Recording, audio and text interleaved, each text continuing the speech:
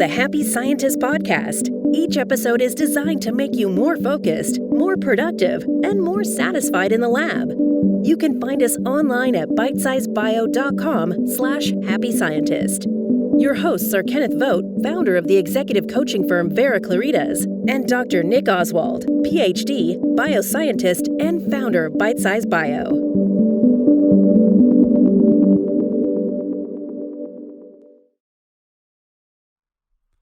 Hello and welcome to the Happy Scientist podcast from Bitesize Bio. If you want to become a happier, healthier and more productive scientist, you are in the right place. I'm Nick Oswald, the founder of bitesizebio.com, and with me is the driving force of this podcast, Mr. Kenneth Vogt, my friend, mentor and founder of the coaching company Vera Claritas. Today's episode is called When Should I Speak Up? So Ken, speak up. What's this all about? All right. Well, I was thinking about this the other day because, Nick, you brought something up about this. And it's funny, you put it in my head and then forgot you did so. Okay. Or didn't realize. Yeah, well, I mean, this is kind of what happens sometimes. You know, there's something that we notice and we set something in motion that really can matter, that can make things happen. So you got to decide, when do I do that and when do I not do that? Because there are times when to do so can be problematic, can be even dangerous, can be harmful to your career. You know, it can be harmful to friendships or other relationships. But then there are other times when to not speak up, they would cause other problems for you. You know, something you really care about, and you don't bother to speak up, and then something goes wrong, and you forever are beating yourself about, man, I should have said something. I could have made a difference. I could have stopped this negative thing from happening. So the question is, when should I speak up? So really, we're talking about when when is it time to say what you think versus hold your tongue, kind of. Yeah, exactly. Okay. And there's always there's always those moments when you figure, well, I got to pick my battles.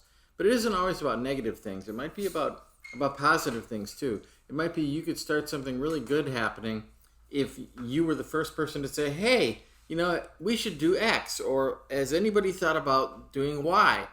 And that's kind of what you did with this. You brought this topic up to me and you set something in motion. There was no downside for you to bring it up in this particular case. But then again, we wouldn't be doing this episode if you hadn't brought it up. So there's that. But that being said, I want to start this conversation off by saying that passion can ruin your life. Bombshell. So many of us have some things that we think are really important that we really, really wish were different in the world. Or I say in the world, it could be in your company, it could be in your lab, it could be in your industry, it could be in your university. There's any number of possibilities where it is. And so it really matters to you, but it doesn't necessarily matter to other people. And so if you get on your soapbox about this, you may find that other people just aren't signing up for it. And that could hurt your feelings. You're like, why don't other people see how important this is?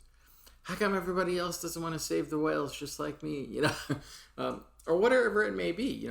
It could be something, very, call it airy-fairy, or it could be something really, really substantial and very specific. It's something measurable, something you feel like everybody should get this, because we can put a ruler to this and know whether or not it's a good thing or a bad thing.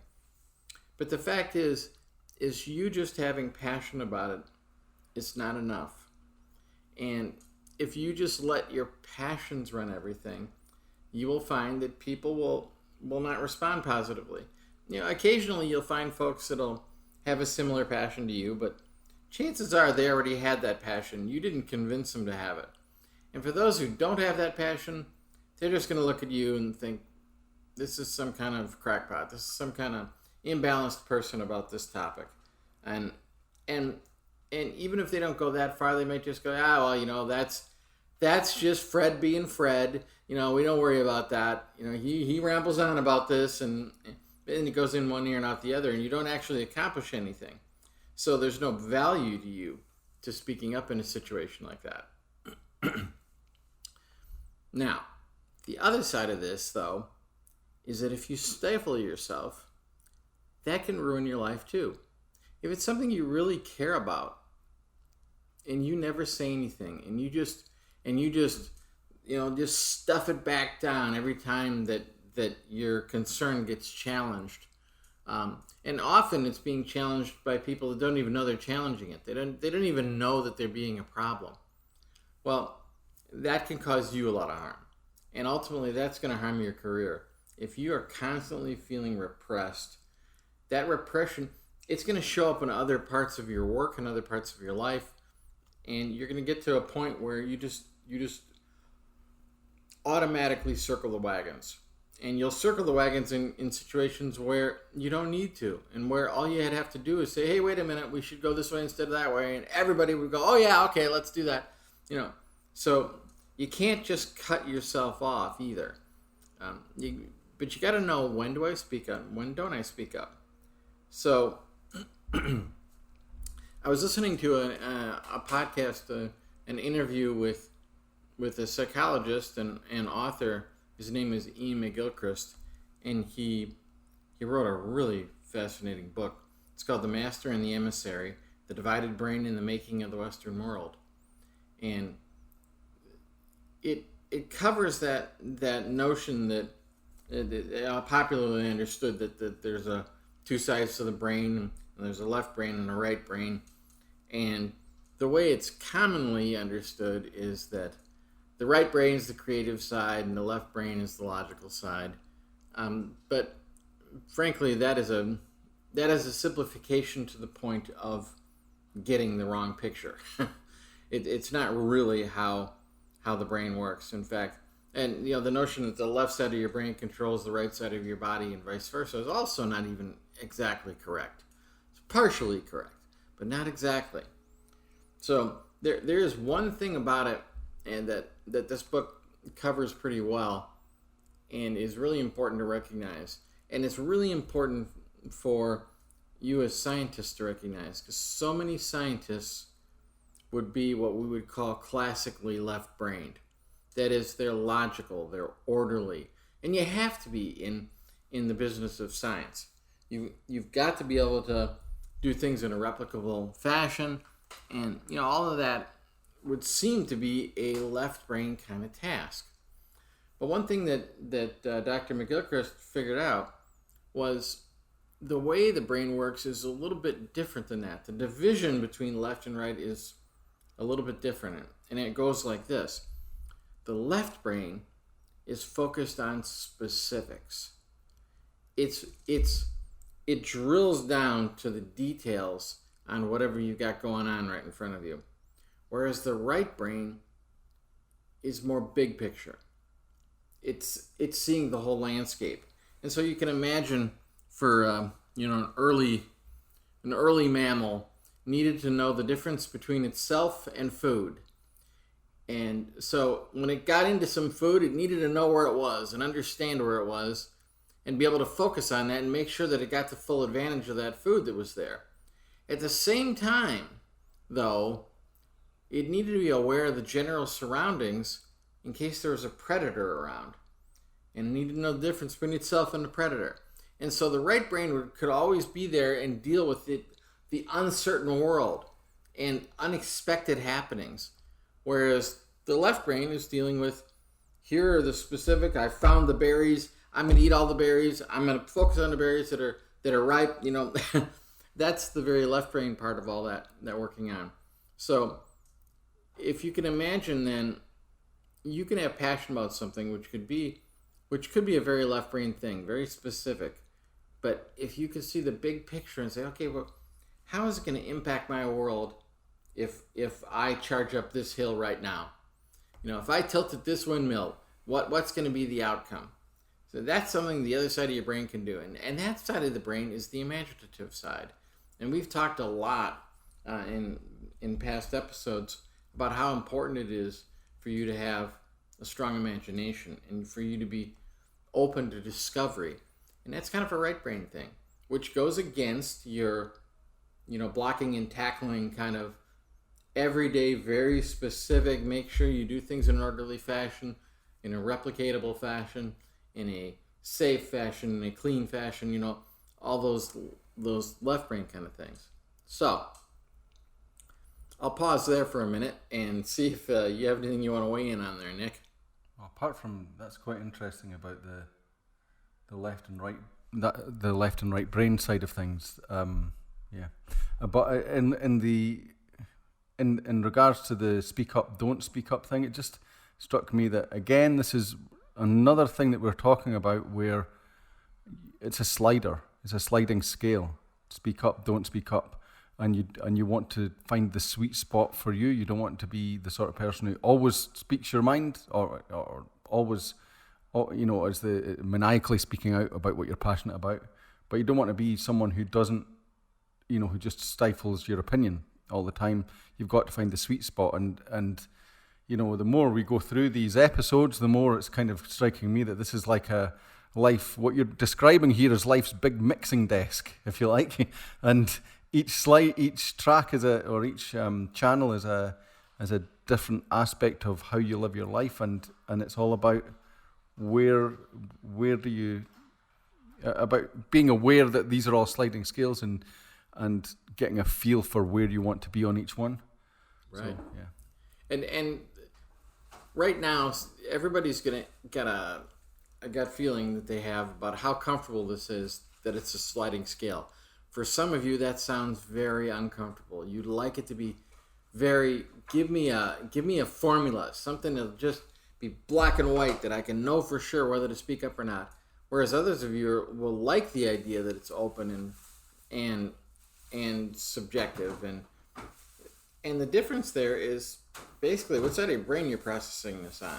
If you're doing everything on the left side all the time and everything's got to be, to protocol and to formula, you're going to find a very frustrating life ahead of you. On the other hand, if you don't put any of that in place, you're also going to have a very frustrating life. You can't, you're going to find other people, especially when you're surrounded by other people that are protocol driven, they're going to have a very difficult time with you if you don't, at least some of the time, work within the boundaries. Again, we're often recommending that you go outside the boundaries for the benefits of discovery and imagination. But there are times when you do need to play by the rules. You need to color in the lines. And so let's think about this when it comes to speaking up. There's two things you can consider about anything that you might want to bring up. That is, what's the cost of speaking up?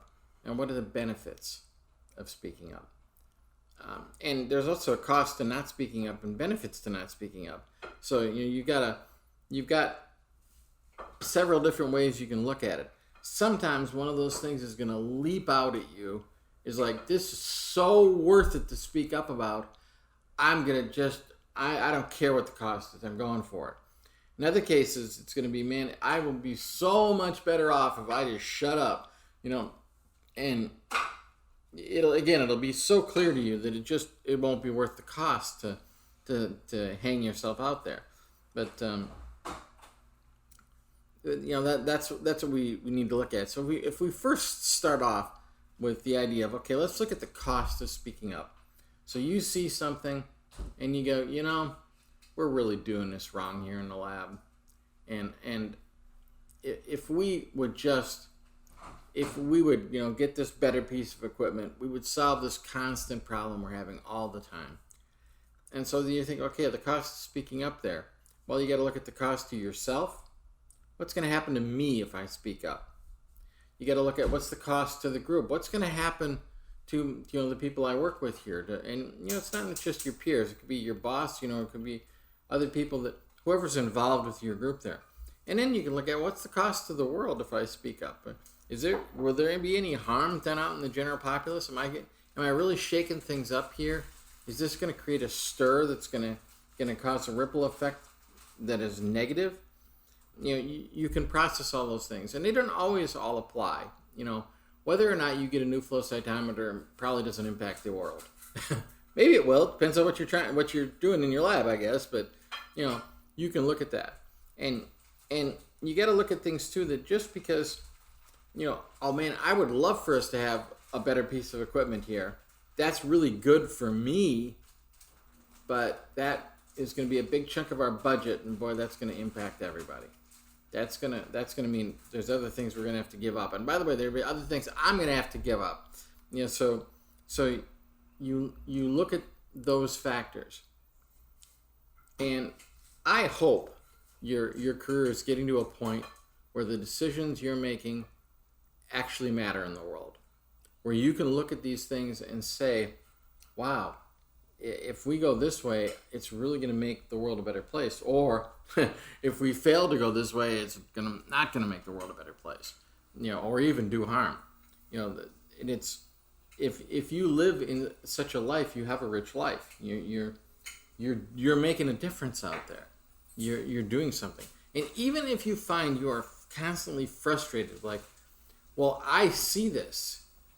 I saw some meme that went around that basically said, how many movies have you watched that were a disaster movie that started off with some scientist saying we got a problem and nobody was listening to him. So, and maybe you're in that kind of environment where you feel like there's an alarm bell you need to set off. That's awesome. I realize recognizing that something could be really bad doesn't sound like fun, but the fact is, if you're the person recognizing it and you can enroll others in recognizing it, you can really make a difference in the world. So you can weigh that in the cost of speaking up versus the benefits of speaking up. The cost of speaking up might be that people are going to think I'm a crackpot. People are going to think I'm a zealot. Or maybe it's just people are going to think I'm wrong. And you got to process all that and decide whether or not that matters. And who else it might impact. What might it impact the people you work with? Will it impact the reputation of your laboratory or your university or your company? Those are all things that you can process. But on the other side, you got to look at what happens if I don't speak up. What's the cost of that? And again, the cost of yourself might just be a little loss of self-respect. It could be as simple as that. But that's not unimportant. If you feel like, I'm just a cog in the machine, nobody cares what I think. I'm just beaten down here. I'm just a slave at the oars. That's going to impact the quality of your work for the rest of your life. You're never going to be somebody who is a great discoverer. You're never going to be somebody who's highly productive if that's the way you see the world. That you've just been pounded. You're a round peg that's been pounded into a square hole. So you gotta look at that. You gotta look at the cost to your group. What happens if I don't say something about this? Something goes wrong. And then, oh man, the whole group gets smeared with a black mark. It may matter, or the world itself. You may look and say, if I don't speak up about this, who will? And I can give a little bit of an anecdote from my own life on this. I've started many businesses in my life, and quite successfully so. And I got to a point where it was time to start another business, and I just couldn't find anything I was passionate about. And so I didn't do anything for a while. And then I had read so many books on entrepreneurship and on management. And I realized there were some things that I knew that I'd never read in any book. I'd never heard in any lecture or in any seminar. And I realized then that I had learned some things that weren't commonly taught in the world.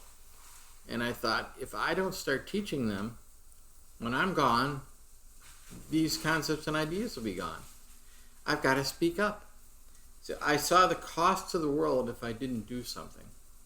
And I'm just somebody who does does management consulting, and I say it that way because what you're doing especially in bioscience is so critical and so important, and so few people can do it, that if you've come up with something new and you never speak up and it never gets known in the world, what a cost to the world that could be.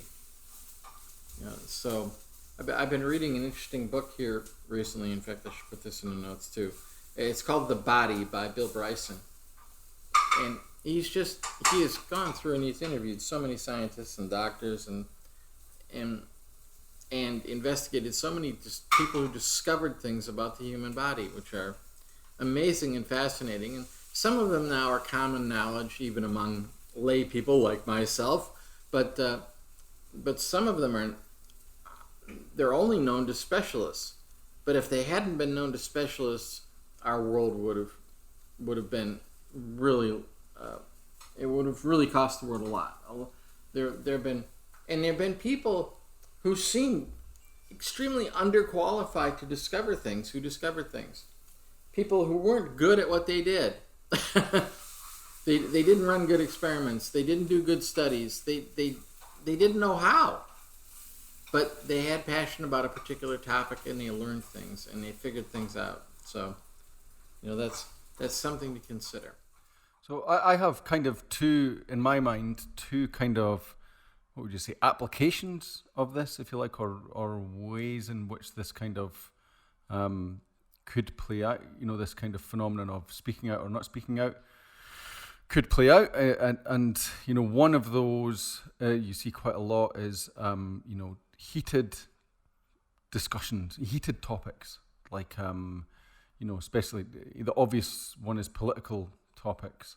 And, people are very passionate about one end of the scale or the other, or one cause or another. And, they can either be very outspoken or just keep their mouth shut about it, or somewhere in the middle. And I guess one of the things that you see, one feature that I notice a lot of that kind of spectrum is that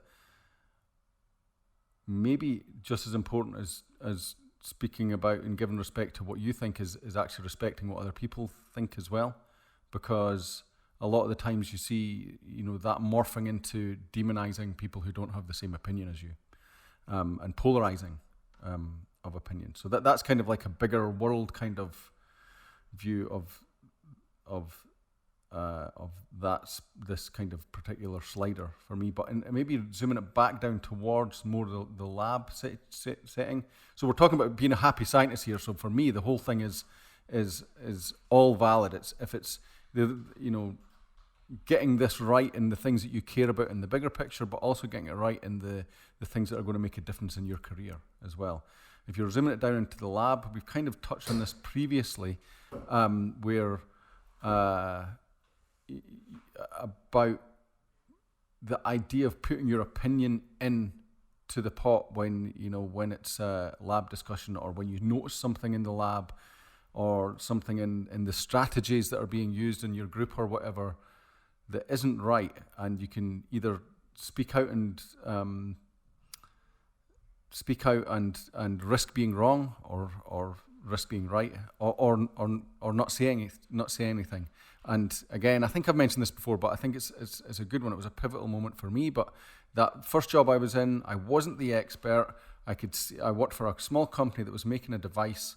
I could see something straight away that was a wrong direction the whole company was going in with the basic strategy they were using, and I didn't say anything for about 6 months, and because I thought I didn't know, I thought I hadn't earned the right yet to say anything, and then I spoke up, and then that became the change of direction.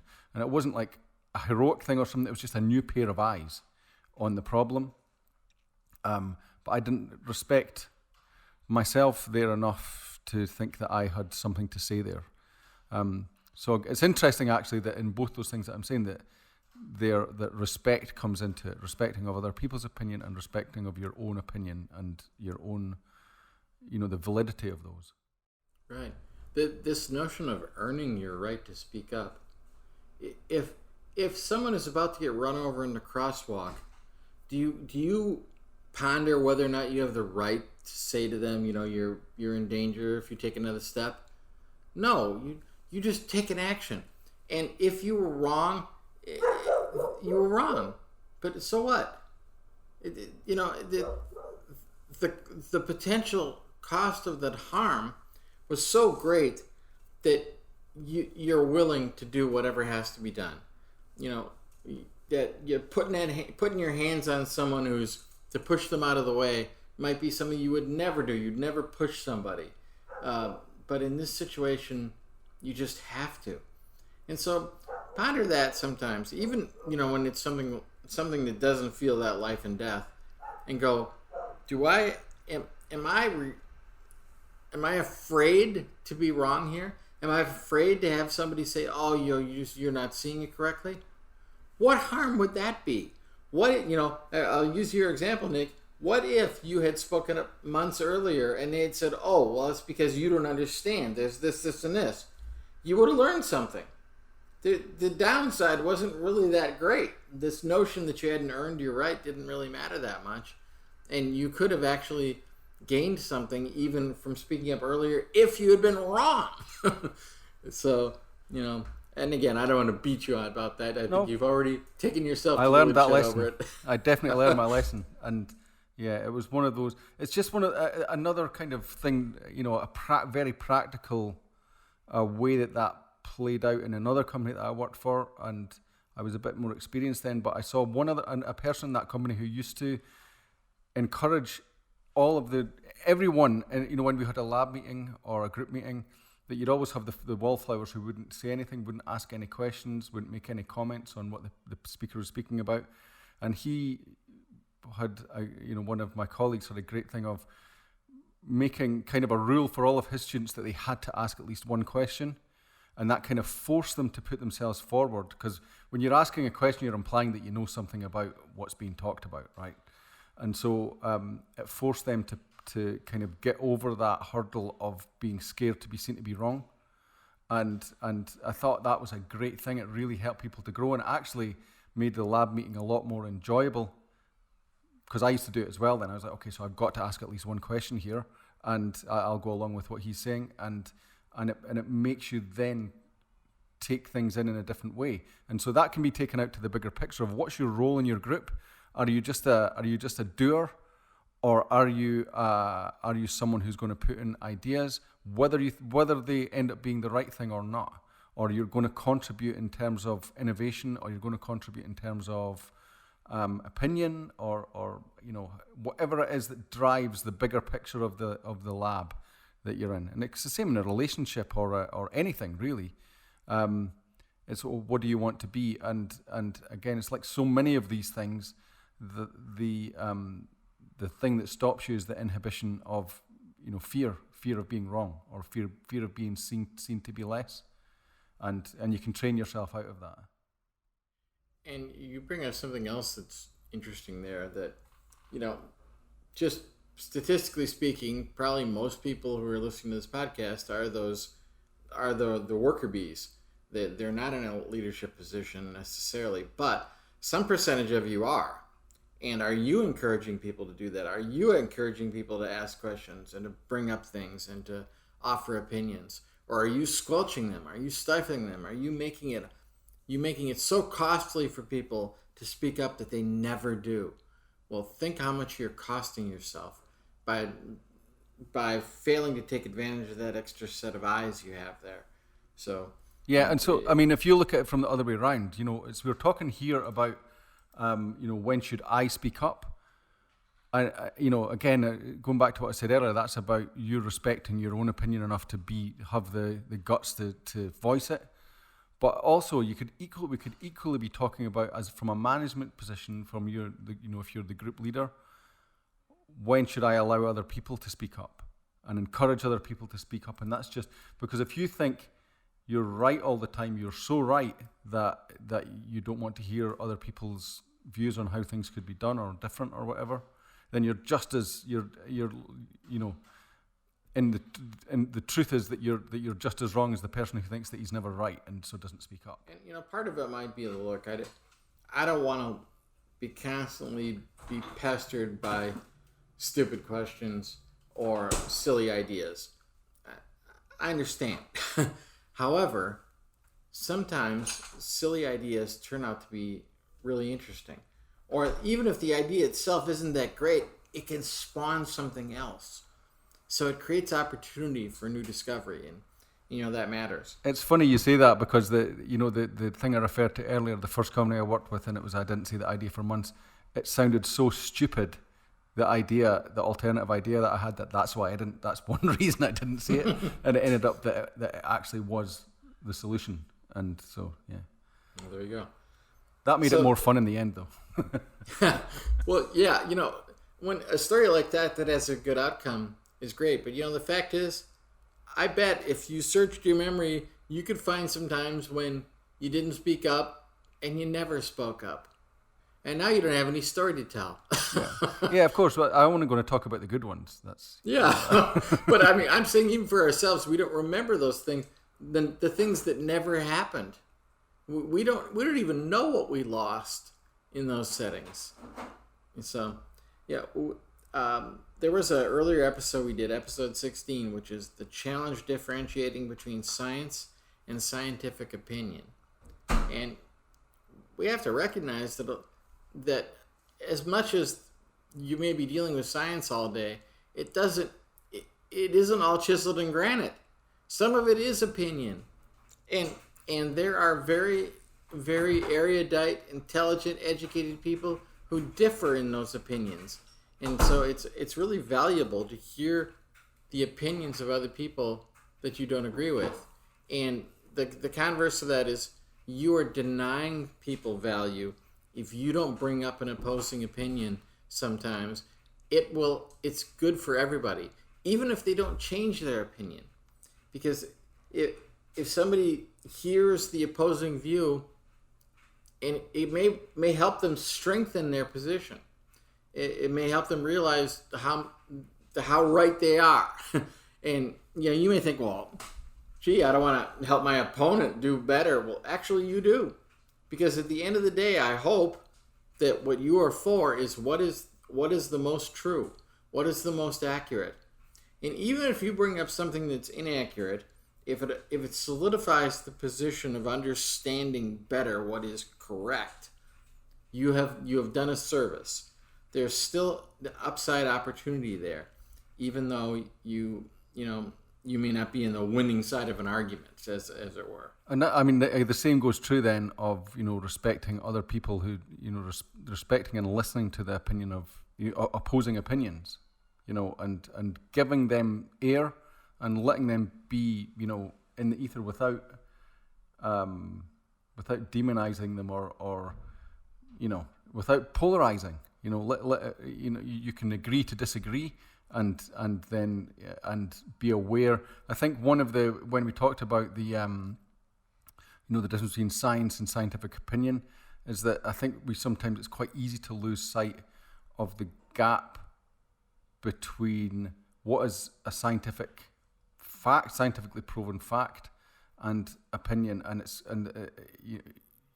there are some people have a tendency to allow one to leach into the other.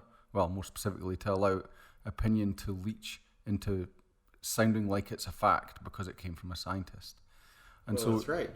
There used to be all disease came from the miasma. It was bad air, but that was the prevailing opinion. But it was an opinion, but it was treated like a fact. That was the best of our. I was. What were we talking about last episode? It was what you don't know, you don't know. Yeah, and this occurred to me afterwards, and it kind of resonates in this context as well. And it was my high school physics teacher actually, who said that you can never say that something isn't possible. You can only say that it's not. And he's talking about technological advances. You can never say that something's not possible. You can only say that it's not possible with the current technology. And I think this really speaks to that, because today's scientific fact is tomorrow's oh, well, it wasn't quite the way we thought it was. It can be anyway. And so you have to have a bit of humility in understanding that it's possible that even if it looks solid, that there's something that we're missing. Indeed. And, I came up myself in the Silicon Valley world, and I saw the world turn inside out 20 times. And then I saw that start to be transferred to biotech. And, companies like Genentech came along and some others that were being venture funded just like software companies, which I thought was our special little niche. Boy, was I wrong. A whole new world has blossomed there with tremendous ideas. And even if you don't always agree with them, they are pushing forward the horizons of knowledge. And we're gaining from these things. And yes, sometimes they can be a little dangerous, but that's why we need people like you to be plugged in and speaking up when it's time to speak up. Yeah, people like all of us, we all have a viewpoint, and it's all part of the spectrum. So one other little thing I wanted to bring up, in the show notes, you'll see a link to the two books I mentioned, The Master and His Emissary and The Body. But you'll also see a link to the Jordan B. Peterson podcast, and you'll wonder, why is that there? Well, the reason that's there is because the reason I knew about the Ian McGilchrist book was because of an interview that Dr. Peterson did with Dr. McGilchrist. And he's got a lot of great interviews there with some really, really interesting people. So even if Jordan Peterson is not your cup of tea, although he might be, the people he interviews are really fascinating. And he is one of those people he's a contrarian, and he's not afraid to go back and forth with somebody. He's not trying to win points. He's not trying to beat them. He is trying to open up the possibilities of understanding. And I hope that's what we're doing here too.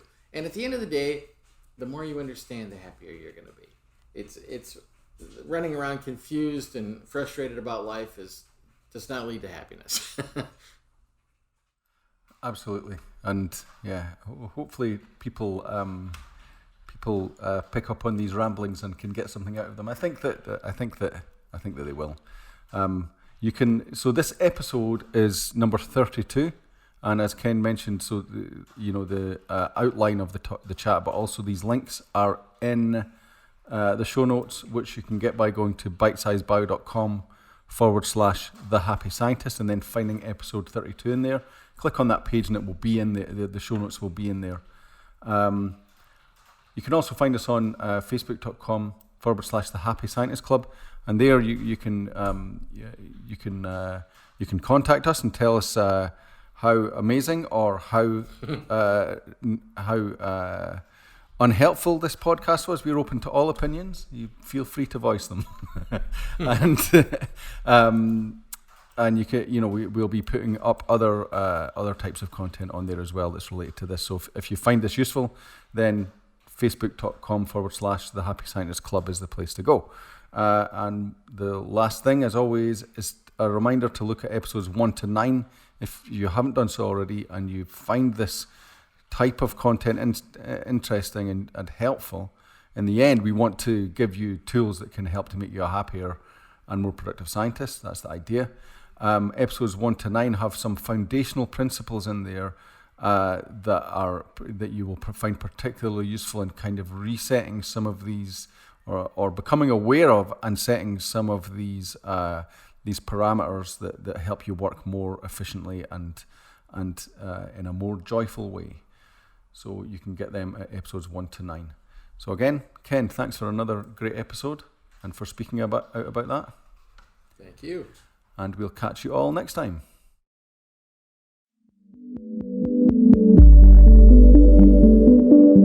The Happy Scientist is brought to you by Bitesize Bio, your mentor in the lab. Bitesize Bio features thousands of articles and webinars contributed by hundreds of PhD scientists and scientific companies who freely offer their hard-won wisdom and solutions to the Bitesize Bio community.